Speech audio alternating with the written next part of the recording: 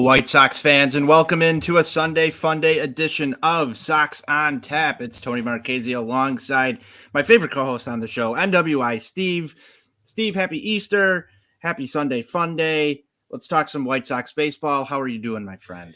Anthony, I would be doing a lot better for a couple of different reasons. I'd be doing better had the White Sox won a baseball game, and I would be doing a lot better if Pedro Grifol understood the importance of April 9th.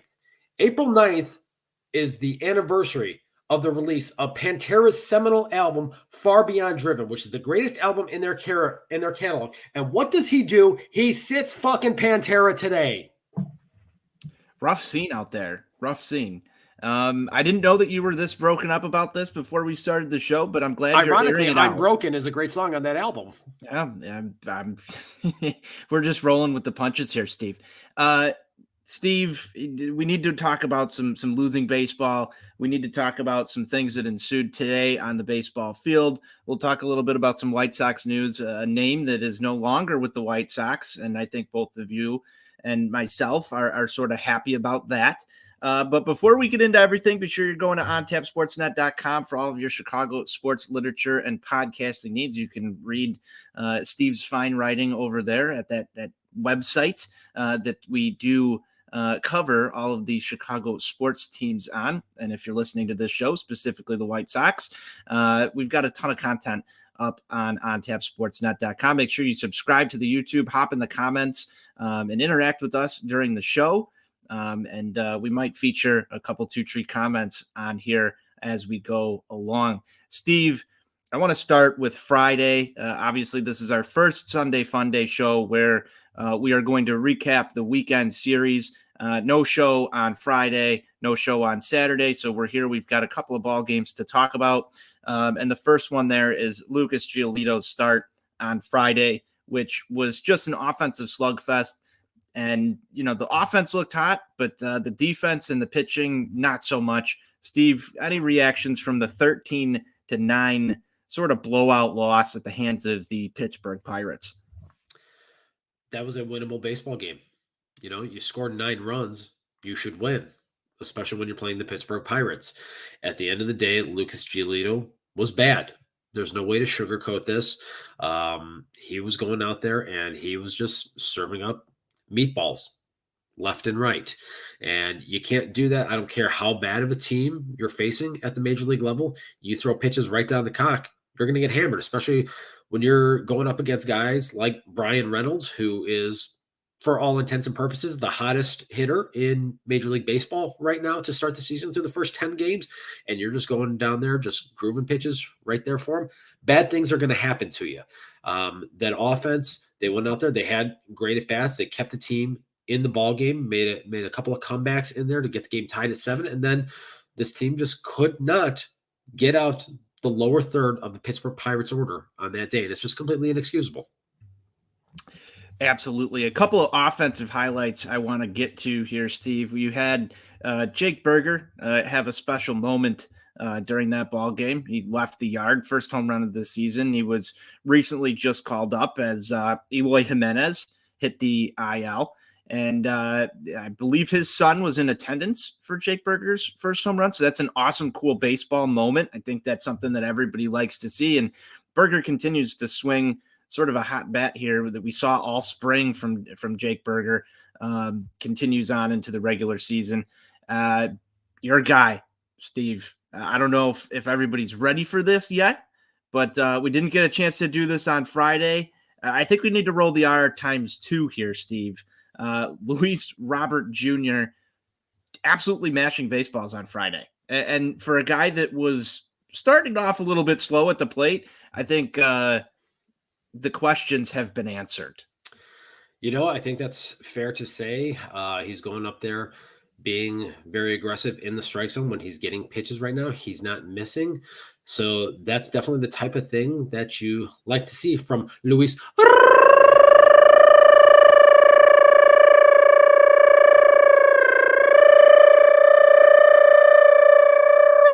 Jr. I like the addition of the junior in there, Steven. That was excellent work. First one of the season on Sox On Tap. I got a little mini one in there with Jonathan last week. First one that I was here for. Okay. So, Fair, fair. first Sunday Funday, our role of the season. I was really impressed with the White Sox offense on Friday. As I said before, less impressed with the pitching and defense. And let's sort of break down where this all goes wrong. Steve, I was looking at Lucas Giolito's pitch count in about the third inning, just sitting there thinking to myself, how are we getting through this ball game? There is not going to be enough length from the White Sox pitching staff. I know we're shifting back and forth between offense and defense here, but really, I'd like to say that one of the reasons that the Sox were unable to, finish the job here, so to speak, is because you had Lucas Giolito basically on the ropes in the third inning, by the third inning, and that created problems down the road and really exposed this White Sox bullpen, which has been somewhat of a problem to start this season. What do I say on this show just about every night? What is the one requirement that I need out of my starting pitchers when they take the baseball? Anthony, would you care to answer that question? What do I need from my starting pitcher? Guys that pitch with conviction is What's one. okay? That's good. What's another one though? What's something quantifiable? Working ahead and counts. Working ahead and counts. I Okay. think you like that, and I think you like them to work backwards. There's tons of things that you like from starting pitchers, Stephen. If there's one thing though that I really like from my starting pitchers, I like them to go out there and cover 18 outs minimum. Minimum. I was twittering about this all weekend. The White Sox starting pitcher record 18 outs challenge. Up until today, it was fucking impossible. Seemed You that way. can't keep winning baseball games. You can't keep putting stress on your bullpen this early in the season by not providing length and not getting deeper into ball games here. We're not asking them to go out there and pitch 8 or 9 innings. Going out there and asking these guys to be efficient enough and attack the strike zone so that they can go out there and cover 18 outs and not be at 100 pitches through 5 innings. I don't feel like that should be too much to ask right now, but this has been a constant problem. We saw it with the exception of Dylan Cease, the entire first run through the rotation. And then this last week here, obviously the debacle against the Giants in that series, the situation Friday that we're discussing here with Lucas Giolito, and then Saturday again with Mike Clevenger. You can't continue to put this much strain on your bullpen this early in the season, especially when they are depleted right now without their anchor at the back of the bullpen, Liam Hendricks. This is going to lead to problems long-term if it continues. Yeah, and we already start to see the cracks in the foundation that not covering 18 outs is going to get you. I thought ball go far, team go far. This might be one of the first times I was proven wrong on that, or maybe your case was proven wrong on that. They hit enough home runs to win this baseball game. I think you said it first and foremost here, and it hits the nail on the head. Very winnable baseball game for the Chicago White Sox.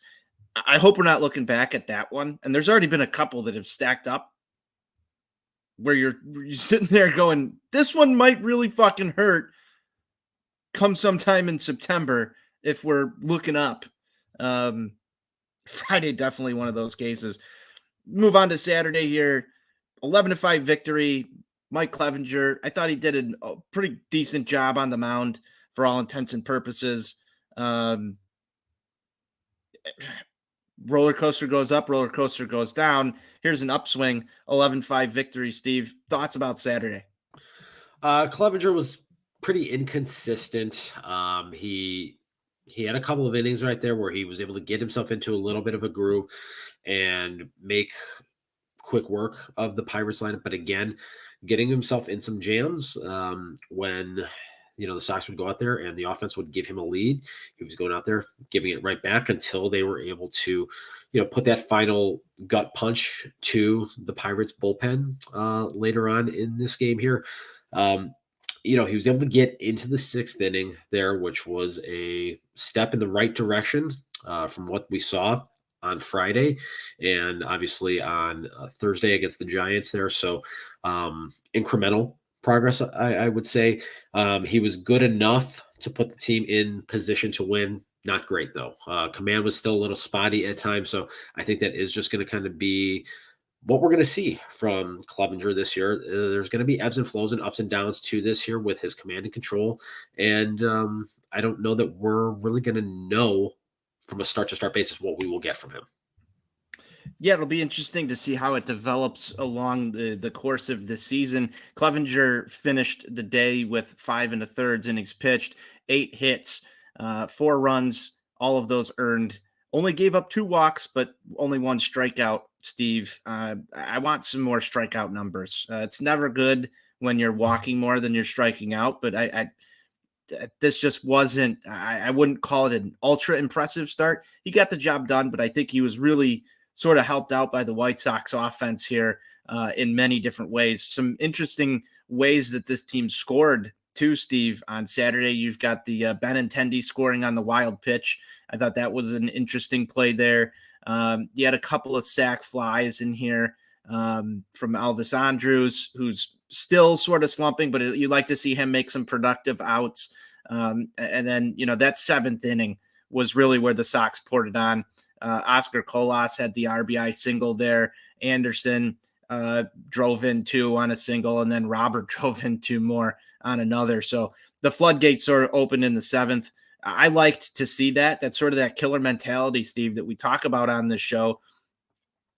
The offensive performance on Friday sort of just led right into that. And you like to see that carry over, especially because they lost on Friday.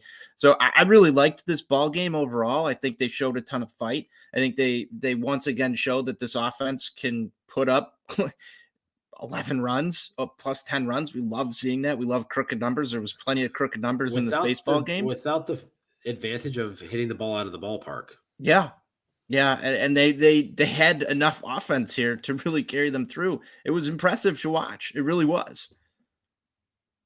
Yeah, it was. It was just a very well-balanced attack. They went up there, had really sound offensive approach. I think they had 6 or 7 walks total in that game. So just went up there, sound plate approach, and showed some plate discipline and got the job done. And that's the type of effort that you want to see here. Yep, bullpen was not really a problem either, which we're not used to seeing. But overall, just a good win. Good win. The victory beers tasted great last night. I don't know if you got to enjoy 1 or 2 of those, Steve, but I sure did. It was a good win. It was a palate cleanser, so to speak, up until we got to today's ball games. Any final thought from Saturday's victory, Steve? No, Saturday, like you said, that was just a nice way to kind of flush out the bad taste from the games on Thursday and Friday. And, an interesting little tidbit that I don't know if you caught leading into the game yesterday. The Pirates had won 4 in a row going into the game yesterday afternoon, and they had been the only team since the start of the 2020 season to not have a 5-game winning streak in all of Major League Baseball. And they still don't, because the Sox were able to get the job done on Saturday. Love hearing that, especially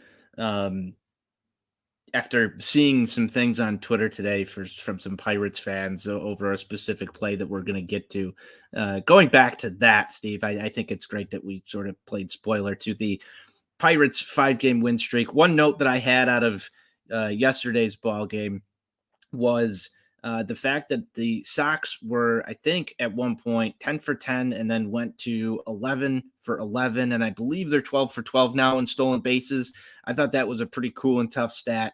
The fact that this team is running on people really lends itself to sort of the new style of baseball that we were talking about with the new rules and seeing it play into their favor, Steve, I think could be a net positive, or should be a net positive for this White Sox team throughout the season.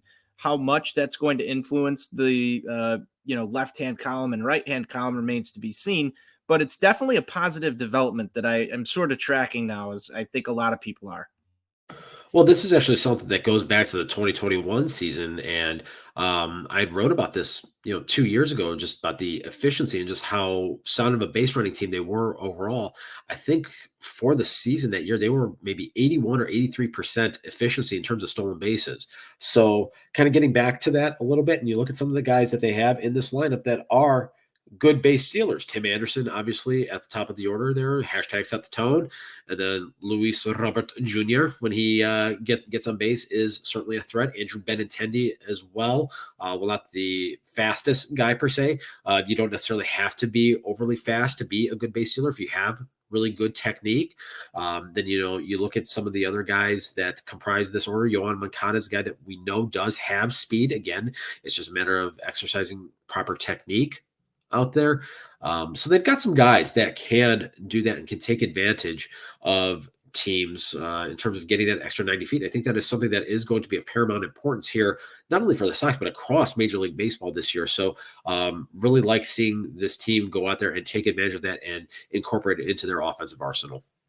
Yeah, Oscar Colas is another name I'm going to throw in there, Steve. You've seen him be pretty active on the base paths in the early going. I believe he got one in Saturday's ball game as well. Like seeing that. I like seeing that from the third outfielder that this team has. And when all three outfielders are a stolen base threat, that's good. That's good news for your offense there. So really liked that. That's sort of my final notes in terms of Saturday, and we'll roll along to today's ball game. Michael Kopech looked pretty good. The Sox end up dropping this one by a final of 1-0. The offense, where was it, Steve? Did it just disappear today? Did they take the day off? This is just kind of baseball. You see this more often than people realize or want to acknowledge. You have a couple of games where you are lighting up the scoreboard, putting up a lot of crooked numbers, and then all of a sudden you have that one day where just things don't click. You have a pitcher that you're going up against that's able to execute some good pitches, and they had a couple of opportunities here to get on the scoreboard. I want to say is maybe the fourth or fifth inning, they had a spot with runners on second and third and one out, and Sebi Zavala up. And Sebi just got aced on a nasty 3-2 slider. Sometimes that's going to happen. Guy's going to make and execute a quality pitch. That's baseball. Unfortunately, they just didn't put themselves in enough positions here today to be dangerous offensively. Unfortunately, that happens sometimes. That's just baseball. Yep. What are you going to do about it? Hopefully they come back tomorrow with the bat swinging the way they were earlier on in this weekend. But another winnable ball game is what I want to say here, Steve. Just like Fridays, I think this is another very winnable ball game. Kopech gives you some length here, goes 6 innings, only gives up 2 hits, 1 run. That was on a sac fly in the second inning. And that was your ball game right there. Walks 3 and does strike out 5 as his final line. He gave way to Jimmy Lambert and as Johnny says, Jack Dickman. And that was it for the White Sox pitching staff here today. But Steve, I know you said that this is, something that happens traditionally. You opened the show with Pedro Grifol not respecting, the release of one of your favorite albums. Would this have been a different ball game, do you think, if Luis Robert was in the lineup today? Given the way that he's swinging the bat right now, you can't help but think that putting him in that number 2 spot would have had a significant impact. He's just very dangerous in the batter's box right now. So anytime you take out the guy that is your most productive bat in terms of doing damage, in terms of getting on base, that's going to have a significant impact. So that definitely. You saw the Astros do this in the opening series with Yordan Alvarez. Yep.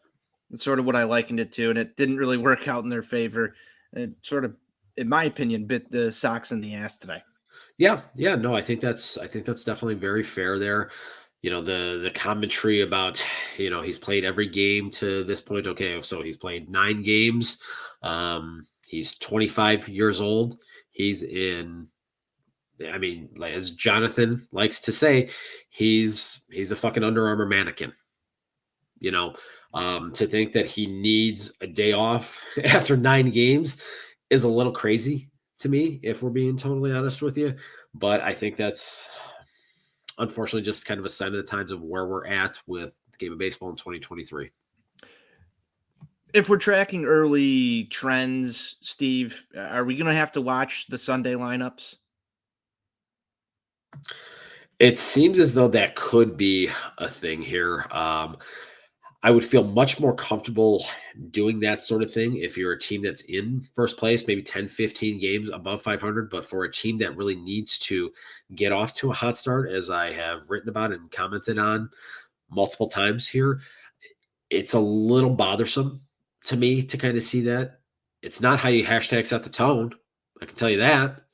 So it does grind my gears a little bit to not see the sense of urgency when you have an opportunity to go out and win a series against a team that you are better than. You haven't been able to win a series yet this year. You had a terrible home opening series that carried over into the game on Friday. So you had an opportunity to build a little bit of momentum here, knowing that you are getting on a plane, going to face your big division rival who is in first place and off to a pretty nice start themselves. You really would have liked to have had this one today. I know I sure would have. I absolutely would have. And again, they said it was a rest day. I don't like seeing Luis Robert Jr. sitting on the bench on a very winnable baseball game like this, especially when you look at it. If you had won the first two, Steve, I think that you can hand the guys some rest. It seems like they're still doing this training plan. It's maybe not as vocal through this part of the season yet, but just watch these trends and we'll see if it sort of shakes out like it did last year, where we're giving guys rest. And I just want them to earn it, like earn the rest, win 2 ball games, and then earn the rest. Not that Luis Robert wasn't doing anything, especially in Saturday's ball game. We just talked about, on Friday's ball game, leaving the yard twice, swinging a very hot bat. I want that bat in the lineup. DH him today. It's April. It's April. He's 25 years old. I'm sorry. I just trying to come up with the excuses in my mind for why this is happening, and I can't. Like I can't. And that's why I'm so nervous about them doing the same thing they did last year with the foot on the brake instead of the gas when it's supposed to be on the gas. Yeah, particularly when you look at where they are at in the schedule. They've got a little bit of a soft pocket here to start the year, as I wrote about a few weeks ago. And they're not taking advantage of this. Getting off to a 4-6 start is not ideal. It's not what you want to see in this particular spot. When you have these winnable games and you give them away, that's kind of the type of thing that can snowball a little bit, unfortunately. And you just have to hope that they can stem the tide here now, starting tomorrow afternoon. We can hope. There was one play, Steve, in this baseball game that I think that a lot of people, and I'm sure you saw this and have your own thoughts on it, but it's sort of making a stir even amongst the national ranks of everybody. This comes in the 6th inning. Sebi Zavala and O'Neill Cruz get into a little collision at the plate. Ground ball goes to third base. Ball's thrown home. Might I say this was a late slide? Because I feel like there's some people out there who don't think that this was a late slide. It was a blatantly late slide, which then turns into a benches clearing. I don't want to say brawl, but it was a bench clearing that took place. Some words were exchanged. Former AL Central, I don't know, longtime staple, Carlos Santana's in the middle of this. Steve, there's probably some interesting dynamics going on with that relationship in particular, as he was on deck at the time here. Unfortunately, on the play, O'Neill Cruz suffered, I believe, a fractured foot. Sebi Zavala comes up okay, but this is a scary collision at the plate. A very scary collision at the plate. Words are exchanged. You got guys out there. Michael Kopech looked like he wanted to rip somebody's head off during this entire exchange. I just need your thoughts on this, because if you venture out to that website or app, depending on how you consume Twitter.com, there's some interesting takes coming from primarily the Pittsburgh area that said that this is Sebi Zavala's fault that all this happened. I need to hear from you, because I don't believe it. There might be some planets where it's Sebi Zavala's fault. This just isn't one of them. What was he supposed to do? The guy slid late, and I don't know if you watched the replay. Sebi kind of rolled his ankle because of how he came down on O'Neal Cruz trying to make the tag because he slid in so late. What exactly is he supposed to do in that spot? Okay, and so yeah, he makes the tag and he gets up to him and says, "What the fuck was that, bitch?" Because in the heat of the moment, when somebody takes you out and you might have your ankle rolled and might have your season derailed, he was a little hot. How was he supposed to know that Cruz fractures his ankle on that play? That's almost akin to one of the things that you see in hockey a little bit sometimes, where when a high stick comes in, the determination on whether it's going to be a 2-minute penalty or a 5-minute major, just depending on if blood is drawn. It's almost like does the outcome of the play determine whether the actions were justified or not? No, that's not the case. The slide, it was a bad slide. I'm not going to sit here and say it was a dirty slide. I don't think that there was intent on the part of O'Neal Cruz there. He just slid late. That's all there is to it. And again, what is Sebi supposed to do in that spot? According to some people, he's supposed to get completely out of the way as he sort of catches the ball and lands. So he's supposed to turns catch around, the ball in and there's a midair, guy- turn his body, and then just concede the plate. I'm just glad the umpires, for all we saw with the umpiring crew this past week, I'm glad they got this call right, because in a different universe, Steve, we could be talking about totally different things here, and it costing a run. And who knows how this spirals out from there. Obviously, the Sox end up losing this game regardless. But you're right. Where does he go? Where does Sebi Zavala go with that? One other thing I have to say is, thank God it wasn't Yasmani Grandal behind the plate here, because if his leg goes out like that, the last thing we need is Yasmani Grandal on the shelf with another knee injury. We already know that he's got the bad knees. I thank God it was Sebi Zavala in that stance, and he's okay, completely okay. I just don't know if that was Yasmani Grandal, if we'd be talking about the same thing here. Yeah, no, that's a very fair point right there. But like I said, my larger point here is it was just a late slide. And if you want to be mad at Sebi Zavala for asking O'Neal Cruz, what the fuck was that, when he didn't know that the guy fractured his ankle, I will guarantee anybody listening here, anybody, any Pittsburgh Pirate fans, all 14 of you that are out there, if the roles were reversed and a guy on your team, your catcher, goes out there and is in that spot, has somebody slide in late, and he says, what the fuck was that? You would literally be saying he had nowhere to go on that play. There's no way for him to know that the ankle was fractured in that moment. You're hot because you could have had your season derailed. That's it. If you want to get pissy about that, then I don't know what to tell you.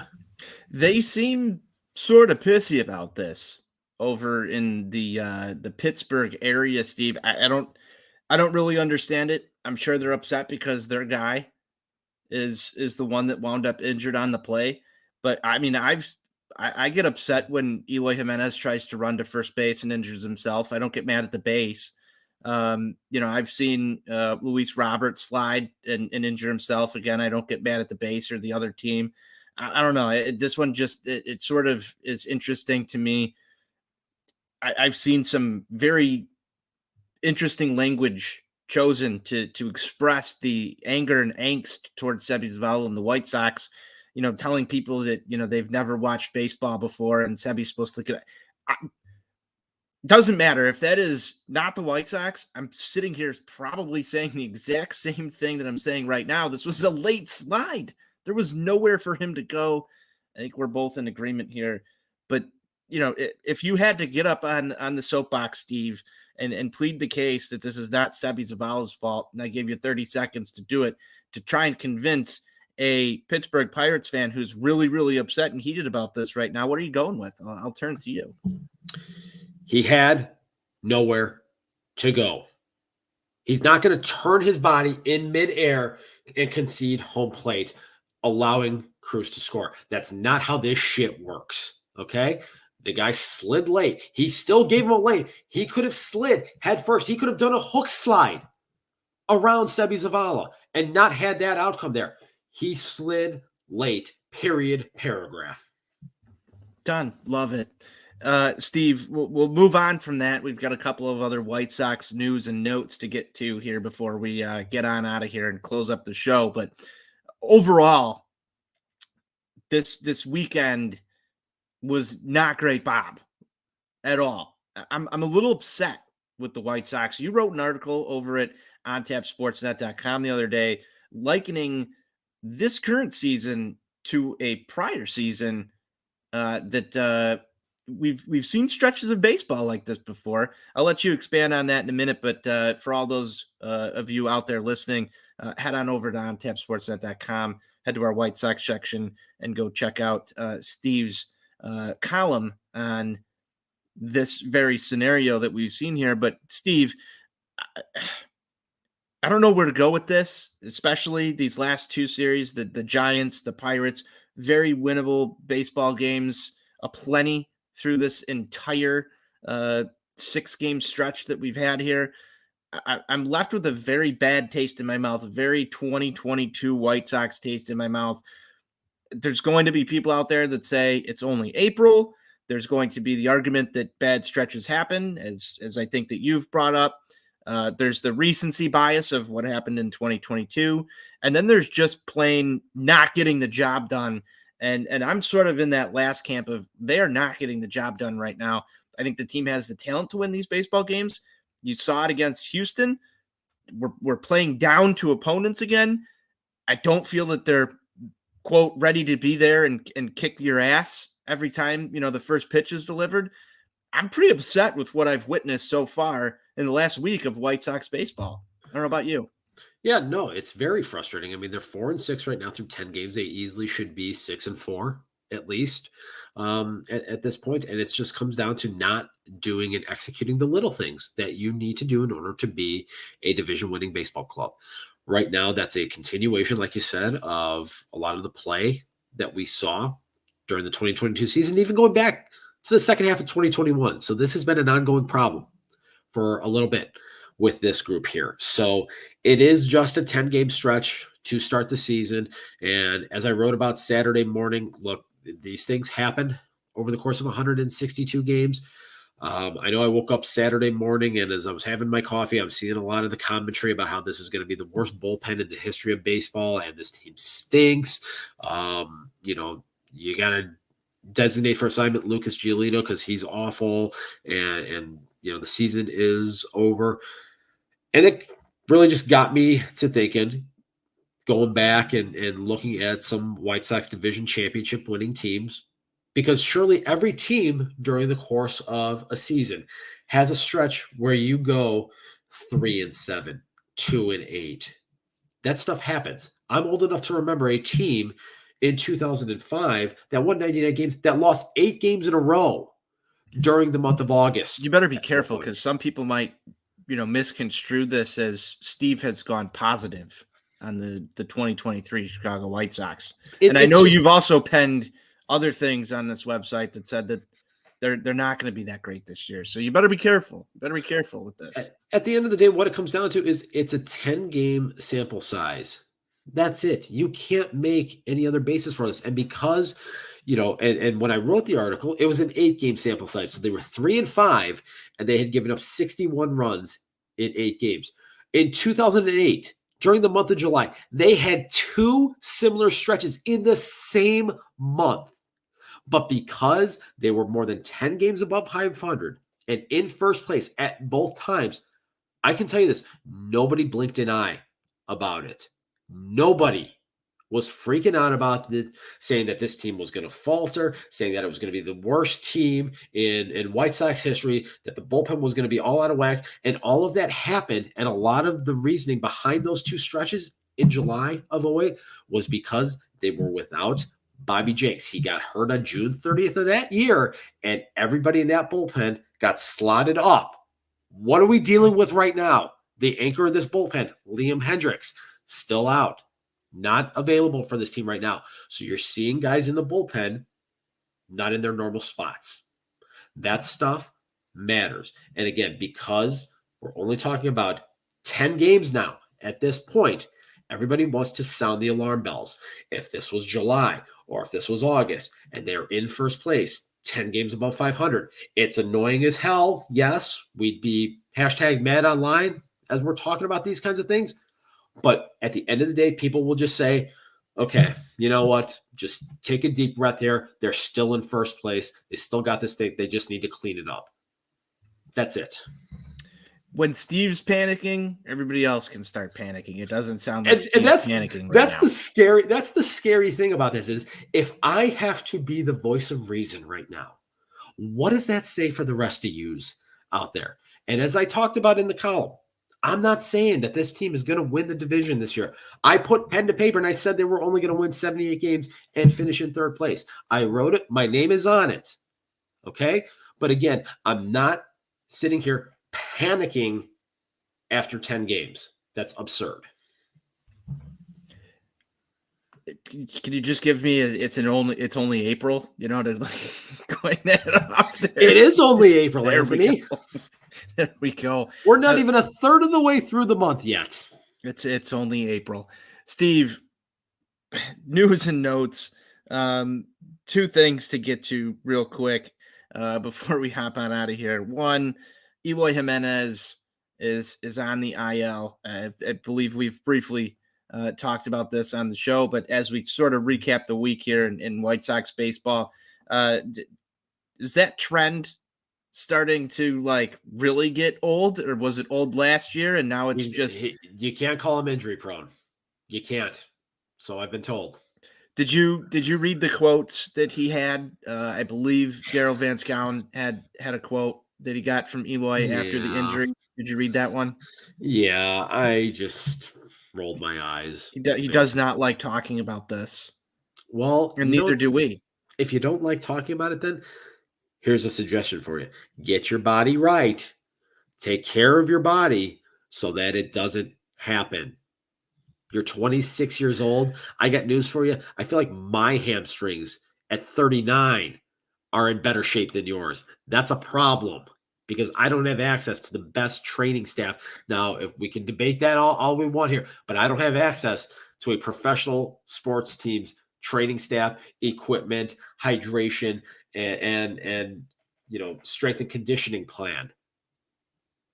But you do at 26, and you can't keep your hamstrings in line? Come on. It's recurring. It's a recurring problem.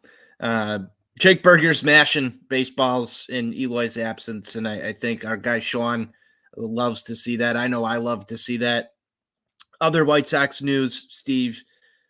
Jose Ruiz is no longer. And I don't know if it calls for a celebration. You don't like seeing a guy lose his job, but I mean, he's got a job still. He's with the Arizona Diamondbacks now. He was traded for cash considerations. That's your boy now, Brian Lefevre. Yep. Our guy Brian, video editor here at Sox On Tap and On Tap Sportsnet. He's a big Diamondbacks guy. We've sent him Dallas Keuchel before. Now we're giving him Jose Ruiz to play with.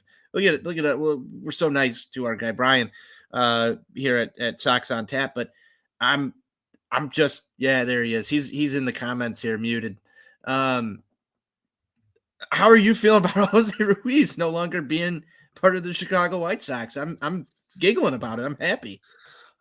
I don't have the giggles about it. Honestly, I always wanted Jose Ruiz to do well. I forgot you were a big Jose Ruiz guy. I was. I remember watching him in Double-A Birmingham in July of 2018, and I remember seeing OG that guy. Project Birmingham guy. Yeah, and I remember thinking this guy has the stuff to be a viable piece in a major league bullpen. And it just simply didn't pan out. He's not the first guy to have that happen. It's entirely possible he could go to Arizona. They could make some tweak. They have Brent Strom, who was a big part of the pitch lab with the Astros previously. So you never know what could happen there. But at the end of the day, I had always wanted Jose Ruiz to do well. It just didn't pan out, unfortunately. There were a couple of stretches in Jose Ruiz's White Sox tenure where I thought, okay, maybe there's something here. But seemingly continuously all the time went back to just stretches of baseball that make me want to drink even more. I don't know what it was about Jose Ruiz. There was just a lack of confidence every single time this guy came out of the bullpen. Not a lack of confidence by Jose Ruiz, but a lack of confidence that I had that he was going to get the job done. And for better or for worse, there were times where Jose Ruiz proved me wrong, and I think you've seen some of those flashes. There was a really impressive stretch, I believe, back in 21 where he was just lights out. He's got the velocity. He's lacked some of the command, and I think just watching what happened with him in the World Baseball Classic this year, and then coming into the MLB season, I wonder if it's a lack of uh, high intensity roles. Maybe he pitches better underneath more intense situations than he was given.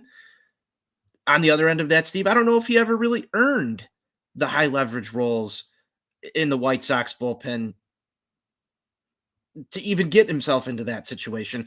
I don't know, but I'm just sort of happy he's gone and we can move on to other things. The guy that they called up, Schultens, came into the ball game. I believe it was Friday, and did his job, multi-inning relief, which we lack in the bullpen right now. I felt like Jose Ruiz was also just sort of a redundant piece. If I'm being quite honest, he was a redundant piece. He was a guy that can only really give you one, maybe two max. And he was pretty much slated for mop-up duty. And I think our guy Sox Insane said it best on Thursday. If Jose Ruiz can't excel in low leverage, then what is his point here? I'm glad he's going to have an opportunity to go pitch for Brian's favorite team. I just don't think that he had really a place in this bullpen to begin with this season. I think there were other options that they could have went with and got this done a whole lot sooner. I thought it was encouraging that they moved quickly on it, but I was not as much of a fan of Jose Ruiz as you seem to be.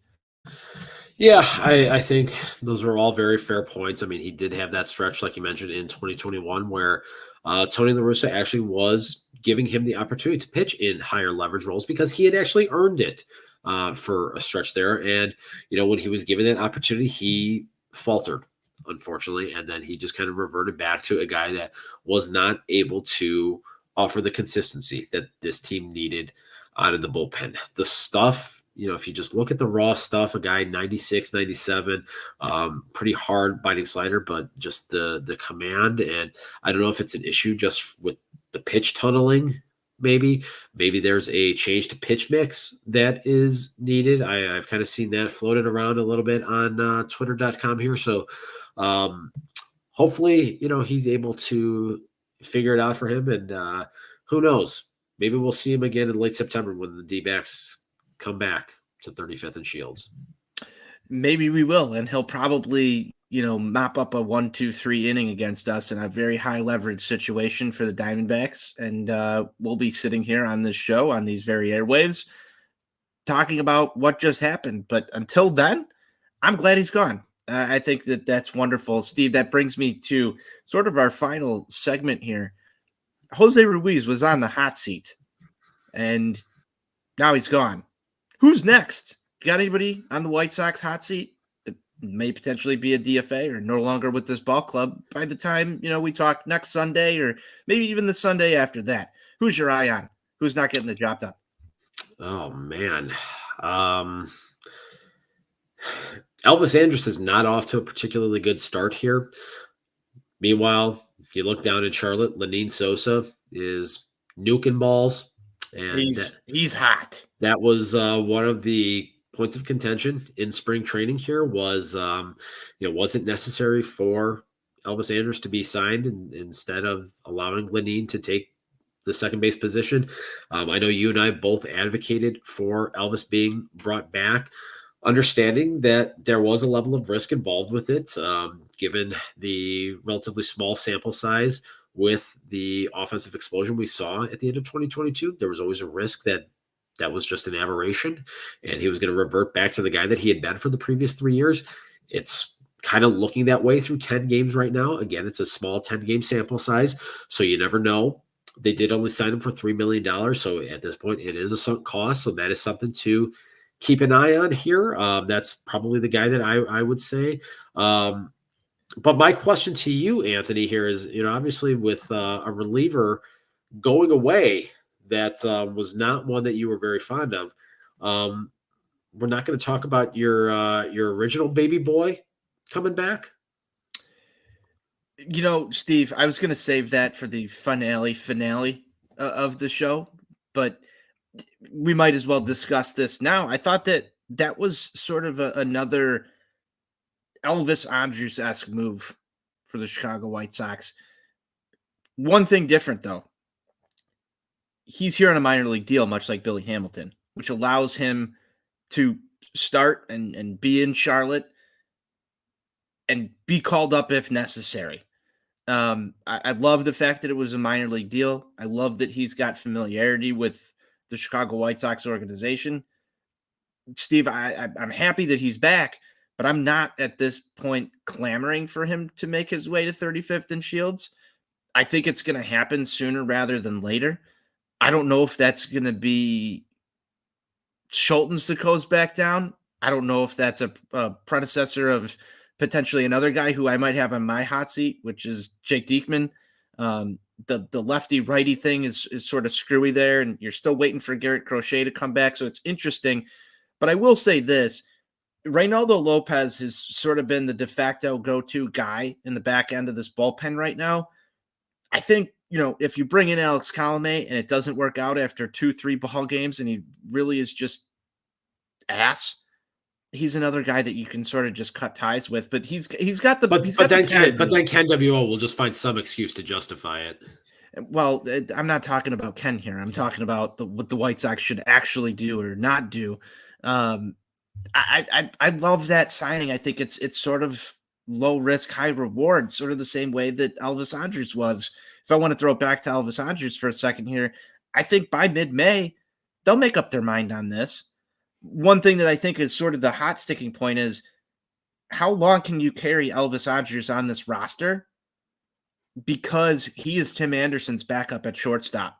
And what the hell happens if Tim Anderson goes down? So I think he sort of serves a larger purpose defensively.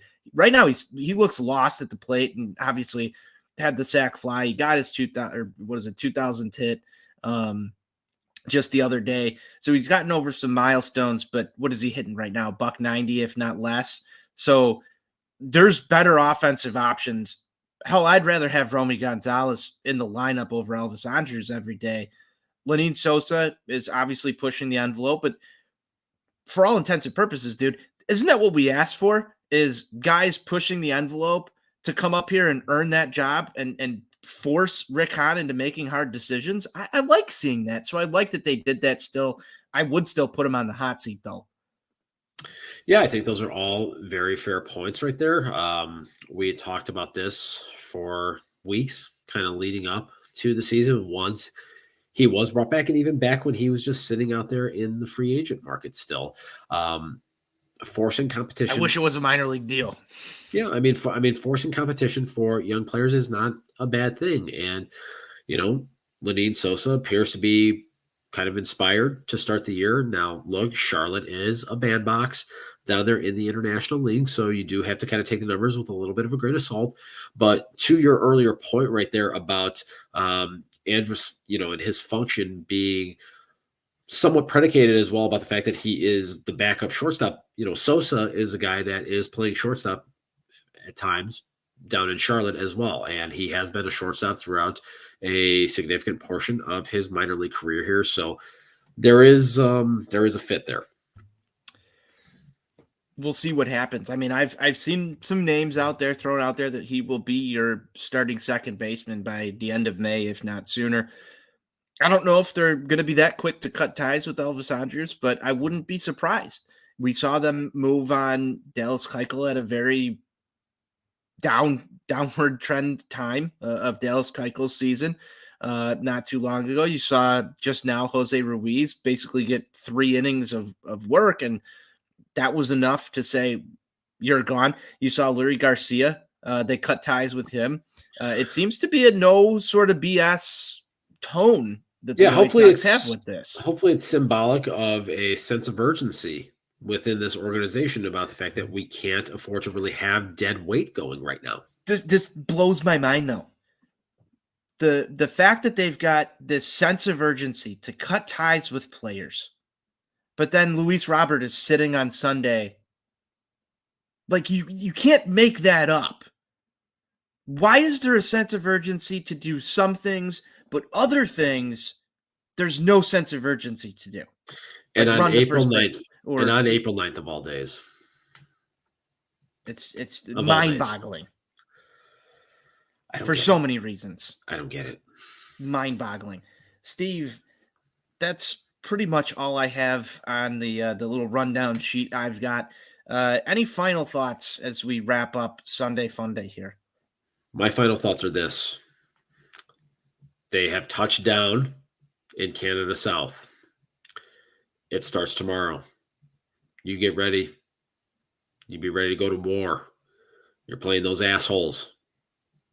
They're starting the year pretty well. They've put up some pretty good pitching numbers to this point. Obviously, it helps Is when tomorrow the biggest game of the season? it is hands down the biggest game of the season. And boy, let me tell you, nothing quite like having a 1:00 start time on Monday, April 10th for a game that isn't a team's home opener. Boy, tremendous scheduling there. Twins, you fucking shitbags. Dylan Cease on the mound, go out there and shove. Kick these assholes right in the teeth from first pitch. This Sox pitching staff, up until today, has been having some issues with the long ball. We know that the Twins are a team that likes to elevate. Byron Buxton, when on the field, gives the Sox a lot of problems. Joey Gallo's gotten off to a decent start for this team. Carlos Correa, we all know what he can do. Go out there, attack early, attack often, get on the scoreboard. Timmy, hashtag set the tone. Let's go.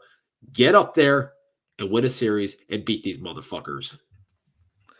I know you get up for these games, Steve. I know that you love when the White Sox beat the team from Canada South. I know you're super excited about this. What is it, a 12-10 start? Or it was 110 start? 110 start.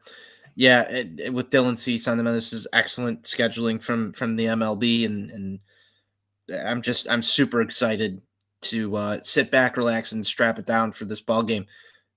Got to pick the click for me? I do have a pick to click.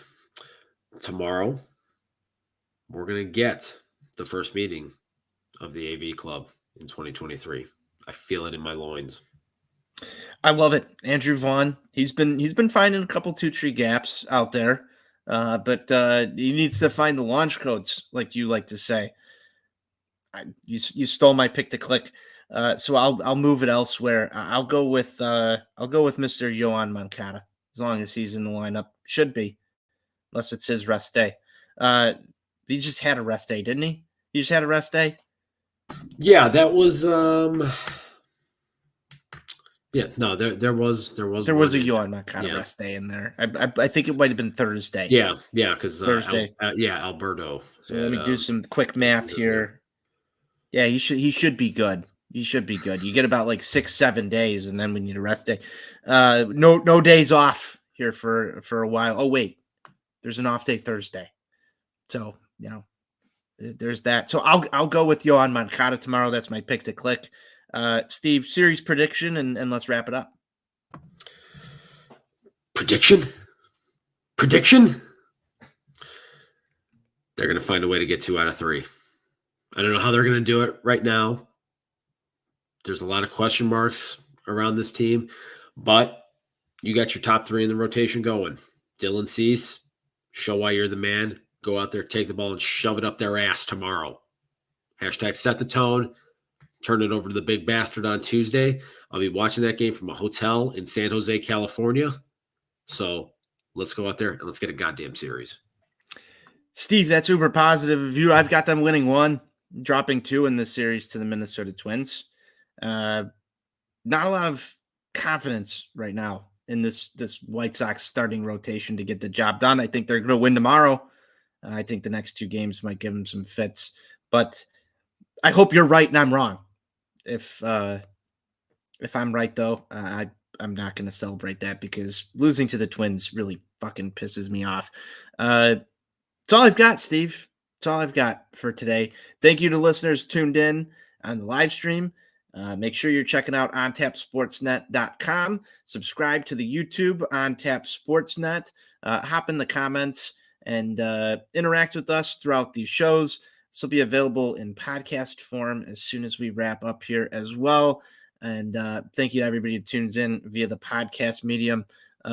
Steve, it's always a pleasure talking White Sox baseball with you. Hopefully it's a better week ahead and we can end this 10-day stretch of weird, bad White Sox baseball and move on to bigger and better things and more fun things to talk about than losing to the Pirates and the San Francisco Giants. I think that'll be great for both your health and my health and Johnny's health and everybody else's health on the show, as well as all of the listeners. Steve, that's all we've got. Close it down how we always do. White Sox forever. White Sox